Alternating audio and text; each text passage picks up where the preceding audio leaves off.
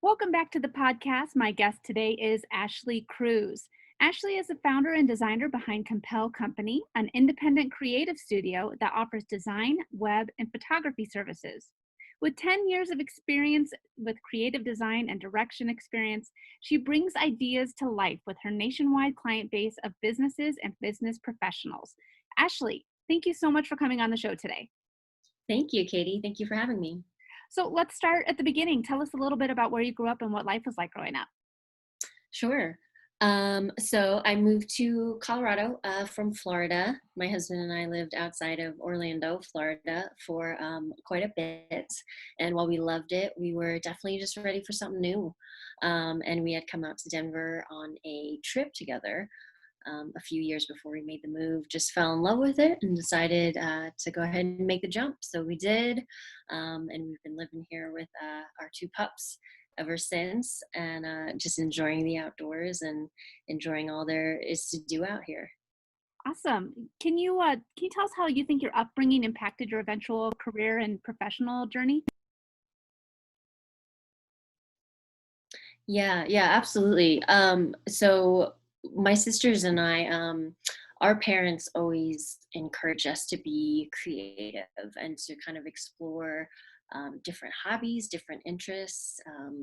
So we've all been super grateful for that. They were so supportive with anything we wanted to kind of check out and see what stuck. So that allowed me to really get a good feel for a lot of different things. I loved art. I kind of knew that right away. I loved photography.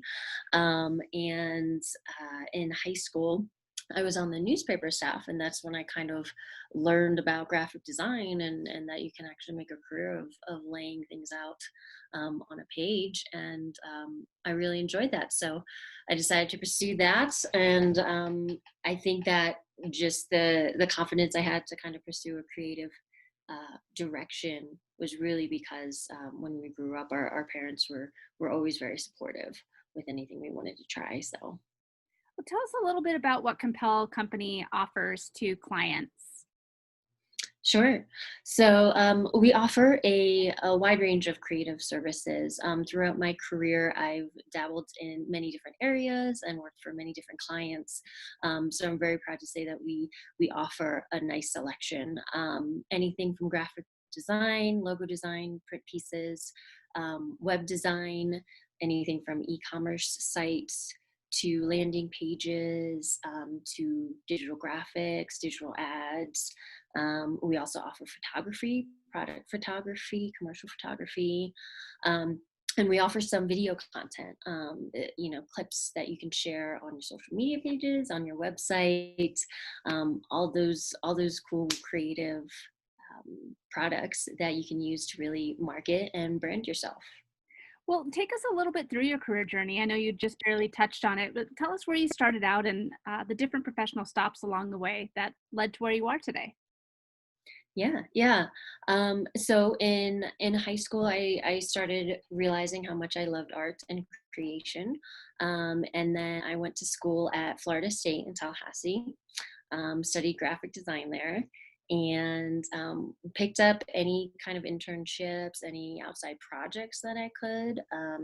I designed some posters for the theater program there, and also had an internship with a volunteer branch of the governor's office downtown in Tallahassee, and I learned a ton from those experiences, and it was really great, kind of embarking in the industry that way. So after I graduated, I moved back to Orlando, and then searched for a job and someone to give me a chance. Entry level designer, just really fighting so much for a chance, and I got that, and I was so thankful for it. And ever since then, I've kind of just been working as hard as I can. From there, I worked in-house for different clients. And then most recently, before we moved out here, I was creative director for uh, a credit union in Orlando, one of the largest locally owned financial institutions. So And what entrepreneur? Why go out on your own and start up your own company? Yeah, so I throughout my different positions in house, I always did some freelance work on the side. I think it's good to do that to keep yourself fresh, kind of keep your skills sharpened for clients in other industries that you might not be working in full time. So I kind of always did that. And then when we moved out here, I made the decision to pursue that full time. I never had the opportunity to. Um, and I never kind of had the ambition to. So those things all kind of came together, right time, right situation, and so I decided to go for it. And I had started meeting fellow entrepreneurs, fellow business owners, and was just so inspired by everything that they had done and everything that they were building as well. And I kind of took my cue from them, and yeah. So, if someone is listening right now who is aspiring to be a new business owner or go the freelance route, what is the single biggest piece of advice that you'd want to give him or her? Hmm. That is a great question. um, Single biggest piece of advice, I would say to not be afraid of mistakes or failing. I think that even when you start down the road of the unknown, sometimes you don't realize it, but you are holding yourself back because you're not totally um, giving your all to it. You still kind of have your airbags on, and you're playing it safe a little bit. I would say just go for it. That's the best thing you can do for yourself. You don't want to half-ass it, if I could say that, but um, you want to go all in, and that's the only way that you really be able to tell, is this right for me? Am I, and really kind of learn about yourself and learn if this is the right direction. And if it's not, that's totally great. But at least you gave it your all and you tried.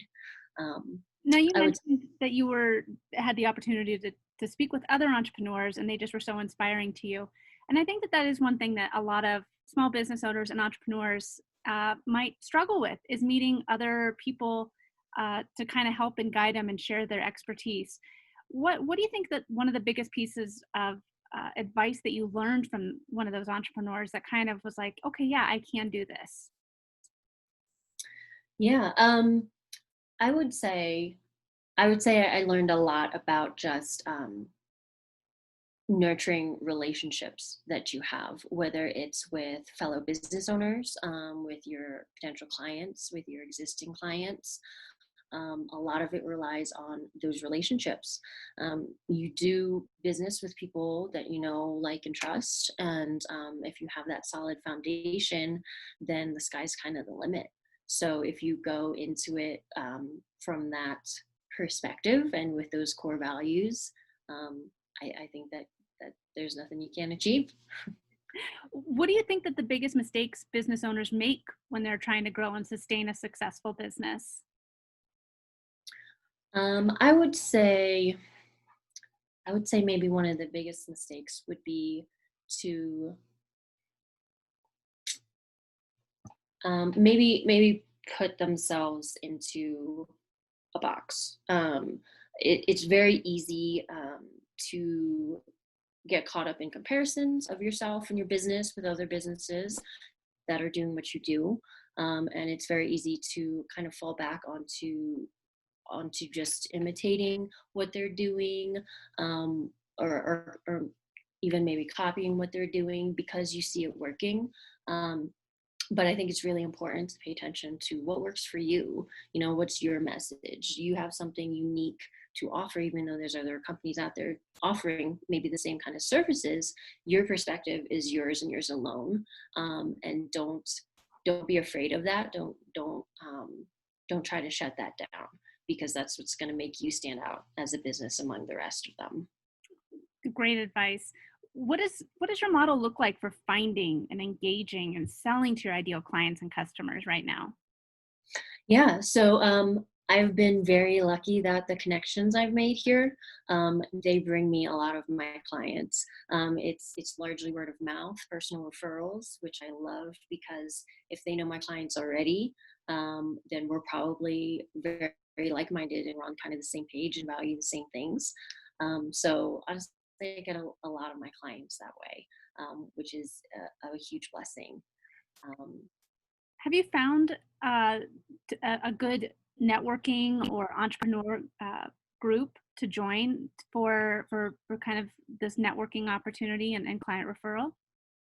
Yeah, yeah, absolutely.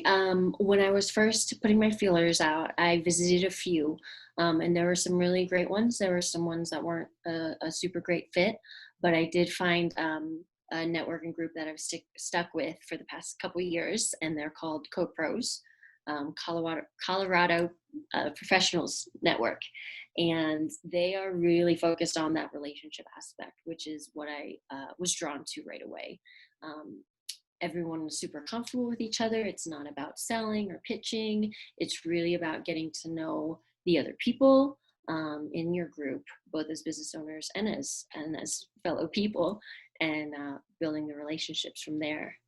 And like you said, it's great because with a lot of these groups, you're just building relationships and networking with them. And it's not necessarily to get that next lead, that next new client, but the stuff that you can learn about the different business aspect and tips that you can share with one another are extremely valuable. So, Absolutely, absolutely. Oh, I think I just lost my train of thought. oh, Oh, yeah. So the group is so great because they are focused on that, and we also have a large focus on education. So learning about what other people do and having them share their skills with you and vice versa. It's very collaborative as well. So and honestly, once you start in that place, then the referrals and the business kind of comes naturally, which is really great. and I'm glad that you pointed out too that you tried a couple of these groups out and found some that weren't the right fit and one that's a great fit. I think a lot of people when they're trying to find a good group to join might not even think about like, oh well, this doesn't really feel right. I'm just turned off by all of them. It's really important to kind of find the right group and not just limit yourself to just one necessarily. Absolutely, absolutely. Each group has their own focus and kind of their own vibe, if you will. So yeah, it's really important to find the one that works for you. Sometimes if you like the numbers and you like the fast paced business networking, there's definitely a lot of options for you. But if you prefer a little bit more low key, there's definitely a lot of options for you as well. So yeah, I agree. Finding a one that fits your vibe, super important. One passion that so many business owners and entrepreneurs have is to build a business around their lifestyle, not the other way around. How has that played out in your story and approach to running your business? Yeah. Yeah, I definitely I love my lifestyle now, being a business owner and being an entrepreneur. It offers a lot more freedom, a lot more independence, and I think that's super important to me in terms of having a balanced life. And I have lived the exact opposite, of very structured and very controlled and a little limited, and that worked out great then. But I think for now, this is really the ideal for me. It allows me to, freedom with my schedule carries over into the creativity that I can give to my clients. If I'm not following traditional models in terms of scheduling and always, being in an office and those kind of elements, then I can take a more creative approach to everything. So that's really, really helped. Now, I know that you guys offer, a lot of design opportunities and services for your company. Can you talk to our listeners a little bit about having an overall look for your brand and how important that is? Sure. Sure. So your brand, your aesthetic, the visual aesthetic that you portray is super important to your digital marketing and your offline marketing. It's how visually people can recognize you and start learning to recognize you and start associating you, your business, and your values anytime they see something of yours. So it's really important for those first impressions that you're trying to make. Are they consistent? Do they look professional? Are they eye catching? That's super important to make that first impression, because if that's successful, then it'll usually lead to more. And I think that a lot of it people might not even realize the amount of time and effort and work that goes into a logo design or a branding kit. I mean, there's a lot of companies out there online, where you can get a logo with clip art work, for $5, and you get what you pay for. But it in your kind of field, talk to us a little bit how having an actual designer go in and talk with the owners and get the feel of their brand's message and mission statement really go into a lot of the thought and design behind each logo and brand. Yeah, absolutely, absolutely. And I anytime I talk to a potential client or someone who's considering going down the branding journey for their company, we always kind of discuss what your budget and timeline can accommodate. And I definitely understand that not everyone has the time or the budget for something custom, which is understandable, but there are definitely options in that realm that are better than others, because 100% you get what you pay for. So I kind of equate having a designer custom design your brand, your logo, everything for you. Um, is kind of like if you buy a house. You could buy a cookie cutter house that everyone else has on the block and it would work great, and that's totally fine. Or you could have a really custom solution built for you, built for what you value, the kinds of rooms, the kind of space that you want, the kind of floor plan that you want, really customizing everything to truly speak to your message. That is invaluable. And it's crafting. It's a crafting process, if you will. So I think it's a super important foundation for any business to have that strong custom piece. Now, what is the best piece of advice that you've ever received, and how has it impacted your business? Hmm. This piece of advice.